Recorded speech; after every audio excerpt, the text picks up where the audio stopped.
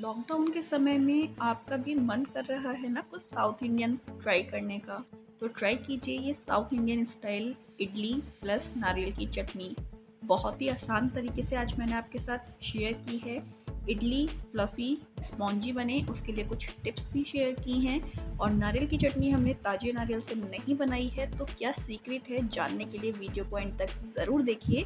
अगर आपको मेरा आज का वीडियो हेल्पफुल लगता है, पसंद आता है, तो प्लीज़ इस वीडियो को लाइक कीजिए, चैनल को सब्सक्राइब कीजिए और कमेंट सेक्शन में अपना फीडबैक देना ना भूलें। स्टार्ट करते हैं आज का वीडियो। Let's get started.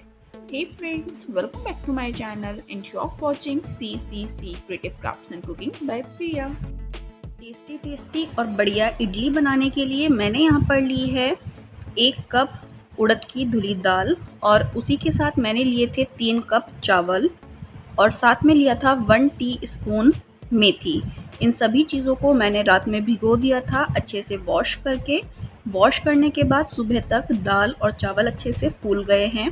नहीं तो आप इन्हें 3 से 4 घंटे के लिए भी भिगो सकते हैं, उसमें भी सफिशिएंटली फूल जाते हैं। अब मैं यहाँ पर इस दाल और चावल को पीस लेती हूँ। पीसने के बाद आप देख सकते हैं बैटर कुछ इस टाइप का हो जाना चाहिए। मीन्स जब आप अपनी दोनों फिंगर्स के बीच में इसको मसल कर देखें तो इसमें दाने नहीं लगने चाहिए। इस तरीके का बैटर आपको पीस लेना है। बैटर मोटा नहीं होना चाहिए, मीन्स दरदरा नहीं होना चाहिए। अगर बैटर दरदरा होगा तो इडली या फिर डोसा परफेक्टली नहीं बन पाते हैं।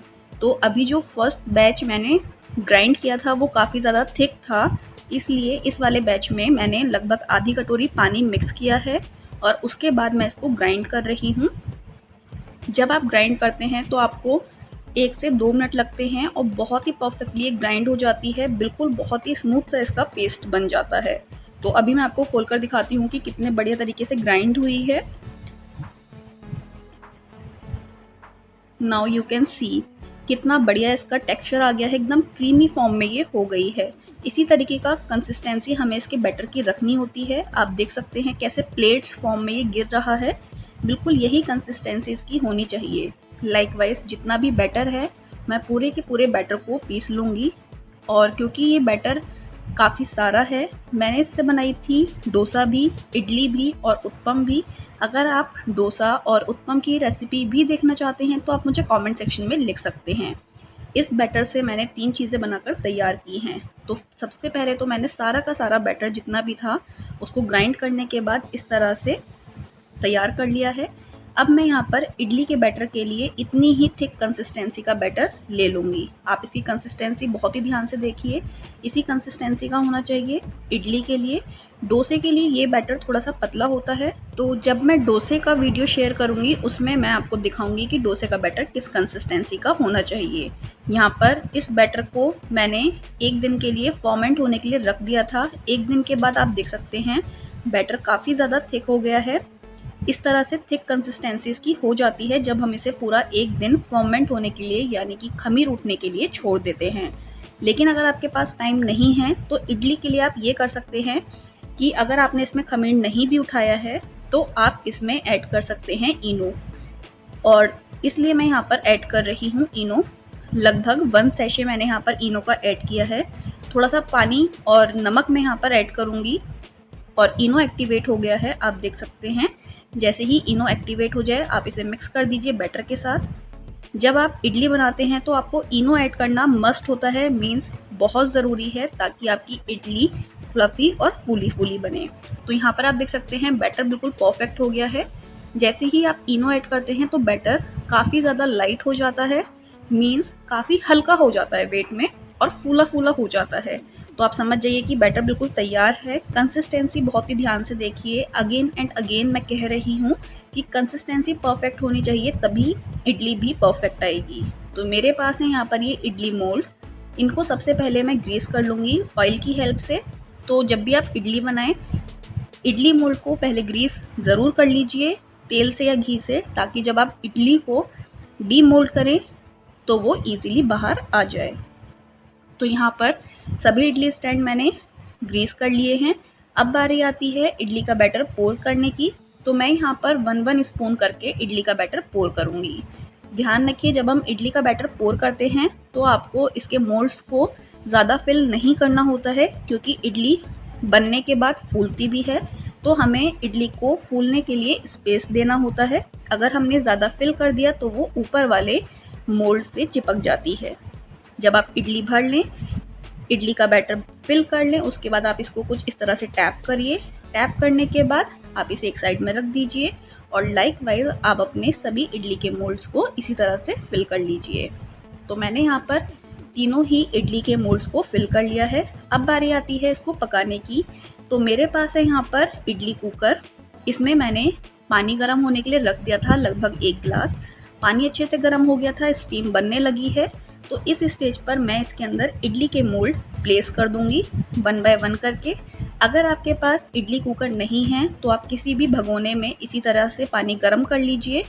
उसके बाद उसमें इडली बैटर का बर्तन रखिए और उसको ढककर स्टीम कर लीजिए। यहाँ पर मैंने 1 बाय 1 करके सारे इडली मोल्ड्स रख दिए हैं। इडली मोल्ड्स रखने का तरीका देखिए, एक इडली के नीचे दूसरी इडली नहीं आ रही है, स्पेस आ रहा है। बिल्कुल इसी तरह से आपको रखना है ताकि जब इडली फूले तो उसे फूलने का स्पेस मिल जाए। उसके बाद आप लिड लगा दीजिए। लिड इस तरह से लगी होनी चाहिए कि स्टीम पूरी अंदर ही रहे। अगर स्टीम थोड़ी सी भी निकलती है तो इडली अच्छे से नहीं फूल पाएगी। इस चीज़ का आपको विशेष ध्यान रखना है कि स्टीम अंदर ही अंदर बनी रहनी चाहिए, लीक नहीं होनी चाहिए। अब मैं इसको 35 मिनट्स के लिए पकने के लिए छोड़ देती हूँ लो टू मीडियम फ्लेम पर। एंड 35 मिनट्स के बाद लुक एट दिस, वाओ कितनी बढ़िया फूली फूली और फ्लफी इडली बनकर तैयार हुई है। Isn't it? लग रही है ना एकदम फूली फूली और बढ़िया। अब बारी आती है इसको चेक करने की कि इडली अच्छे से पकी है या नहीं। इसके लिए मैं लूँगी एक स्पून और स्पून को मैं बिल्कुल इडली के बीच में इंसर्ट करूँगी। अगर स्पून क्लीन बाहर आती है तो समझ जाइए कि इडली बहुत ही बढ़िया से पकी है। अगर स्पून क्लियर बाहर नहीं आती है तो इट मीन्स कि हमें इसको अभी 10 से 15 minute low to medium flame पर और पकाना है। यहाँ पर आप देख सकते हैं स्पून बिल्कुल क्लीन बाहर आई है। इट मीन्स कि इडली बनकर बिल्कुल तैयार है। अब मैं सभी इडली को स्टैंड से बाहर निकाल लेती हूँ और इसको 10 मिनट के लिए ठंडा होने के लिए छोड़ दूँगी। जब भी आप इडली को डीमोल्ड करें उसके पहले आप 10 मिनट तक इसको ठंडा कर लीजिए। तो यहाँ पर मैंने सभी इडली स्टैंड्स रख दिए हैं और अब ये इडली भी ठंडी हो चुकी है। तो अब बारी आती है इसको डीमोल्ड करने की। तो मैं यहाँ पर यूज़ करूँगी स्पून का, यानी कि चम्मच का। चम्मच की सहायता से आप इडली को बहुत ही ईजीली डीमोल्ड कर सकते हैं। कुछ इस तरह से आप इडली को चारों तरफ से घुमाइए and look at this, wow it turns out to be so nice, very fluffy and जालीदार। बहुत ही बढ़िया जालीदार और बहुत ही सॉफ्ट इडली बनकर तैयार हुई है। ये जो दाल चावल की इडली बनी होती है ना, इसका टेस्ट कुछ अलग ही आता है।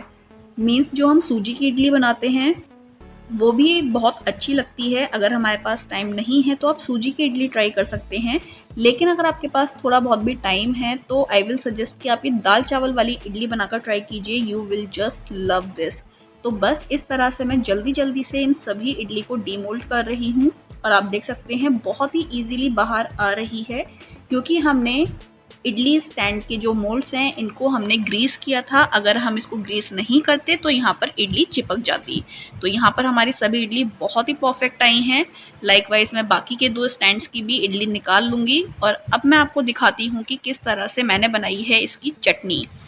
हमने ताजे नारियल का यूज़ नहीं किया है क्योंकि मार्केट में इस टाइम मिल नहीं रहा है, लेकिन सूखे ही नारियल से आप बहुत ही बढ़िया नारियल की चटनी बनाकर तैयार कर सकते हैं। तो चलिए देखते हैं फटाफट से कैसे बनाई है नारियल की चटनी।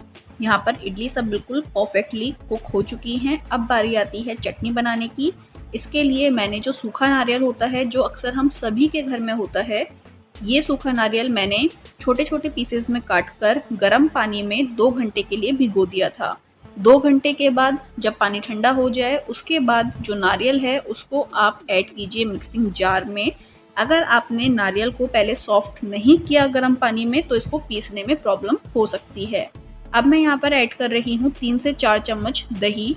दही की मात्रा आप कम या ज़्यादा कर सकते हैं। अगर आपको थोड़ी थिक चटनी पसंद है तो आप थोड़ी मात्रा कम कीजिए, अदरवाइज ज़्यादा कर दीजिए। साथ ही मैं ऐड की है चने की दाल भुनी हुई।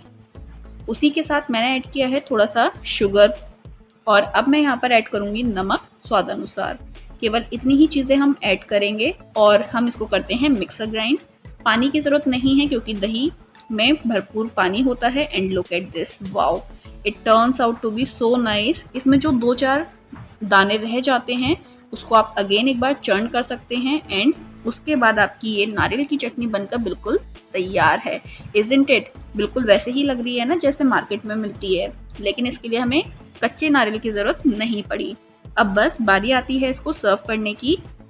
आप यहाँ पर इसकी कंसिस्टेंसी देख सकते हैं, काफ़ी ज़्यादा थिक है। अगर आप चाहें तो इसको थोड़ा और पतला भी कर सकते हैं। आप इसमें पानी या दही की मात्रा ऐड कर सकते हैं तो चटनी पतली हो जाएगी, लेकिन मेरे घर में सभी को थोड़ा थिक पसंद है तो मैंने इसी तरह से बनाई है। और इसके बाद मैं यहाँ पर बनाऊंगी इसका एक बहुत ही बढ़िया सा तड़का, क्योंकि जब तक नारियल की चटनी में तड़का नहीं बनता है तब तक तो टेस्ट आता ही नहीं है ना। इसके लिए मैंने लिया है एक पैन, इसमें ऐड किया है थोड़ा सा घी। उसी के साथ मैं यहाँ पर ऐड करूँगी राई दाना। जैसे ही राई दाना क्रैकल होना स्टार्ट हो जाए उसके बाद आपको ऐड करना है 2 से 3 हरी मिर्च और उसी के साथ मोस्ट इम्पॉर्टेंट करी लीव्स। इसी का तो मेन फ्लेवर होता है साउथ इंडियन फूड में। तो बस यहाँ पर करी लीव्स ऐड कर दी हैं और जैसे ही आपका मसाला पक जाए, तड़का बन जाए तो फ्लेम कर दीजिए ऑफ। और फ्लेम ऑफ करने के बाद तुरंत इसको ऐड कीजिए चटनी के ऊपर। You will just love it's aroma. इसकी जो खुशबू आती है ना, मज़ा ही आ जाने वाला है। इतनी बढ़िया इसकी खुशबू आती है तब तो आपका मन करेगा जस्ट अभी ही खा लें इसको, क्योंकि इतना बढ़िया टेस्टी ये नाश्ता बनकर तैयार होता है। You will just love this. तो कैसी लगी आपको मेरी आज की रेसिपी मुझे कमेंट सेक्शन में लिखना ना भूलिए। ये है ताजे केले का पत्ता जो मेरे घर पर ही लगा हुआ है, तो मैंने सोचा कि क्यों ना बिल्कुल वही साउथ इंडियन स्टाइल में आपके साथ शेयर करूं, उसी तरीके से सर्व करूं, तो जो देखने में भी काफ़ी अच्छा लगता है और केले के पत्ते पर खाने का मज़ा ही कुछ और होता है। एक बार आप भी ज़रूर ट्राई कीजिए। तो इस तरह से मैंने सभी इडली लगा दी हैं, साथ में सर्व किया है नारियल की चटनी एंड मेरा ब्रेकफास्ट है बिल्कुल तैयार। आशा करती हूँ आपको मेरा आज का वीडियो पसंद आया होगा। वीडियो पसंद आया हो तो प्लीज़ इस वीडियो को लाइक कीजिए, चैनल को सब्सक्राइब कर लीजिए और कमेंट सेक्शन में अपना फीडबैक देना ना भूलें। आपके फीडबैक का मैं इंतज़ार करूंगी और मैं मिलती हूँ आपसे अपने नेक्स्ट वीडियो में कुछ और इंटरेस्टिंग, टेस्टी, हेल्दी रेसिपीज़ के साथ। Until then, tata, bye bye, and stay safe, stay home. Love you all. Don't forget to like and subscribe. Bye bye. Take care. Namaste, India.